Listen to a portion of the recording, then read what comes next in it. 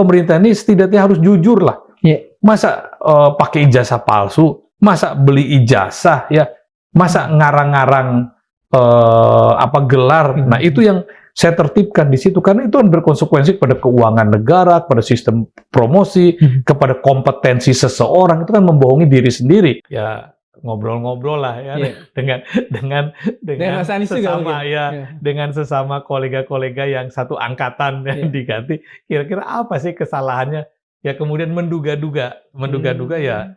Tidak hanya itu, mungkin saja karena sistem computer assessment test ya, bahwa PNS itu tidak boleh lagi itu tes dengan yang manual, sistem komputer yang hasilnya langsung diinikan, bahkan berdampak kepada keluarga-keluarga pejabat yang menitipkan udah nggak bisa lagi kan dengan sistem tes berbasis komputer. Lalu kebijakan-kebijakan lain soal efisiensi ya terhadap rapat-rapat, dan jadi kita coba inventarisir, dan yang paling terakhir, oh mungkin ini juga ya, kok bisa sama dengan Mas Anies, tapi kan itu sifatnya dugaan kan.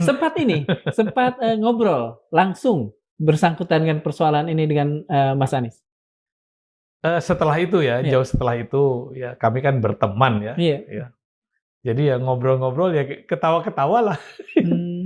Dan pada saat rame-rame isu-isu terakhir, kita kontak-kontakan lagi, oh jangan-jangan kita berdua ini di level gara-gara itu kan.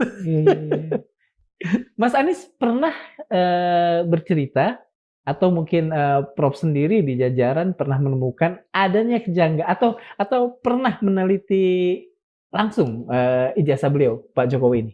Nah, kaitannya dengan ijazah Pak Jokowi itu ya, tidak pernah kita berprasangka buruk ya, lalu kemudian terpikir ya isu seperti ini ya, sampai dengan yang namanya Roy Suryo, Desmond, Dr. Tifa, dan lain-lain mempersoalkannya.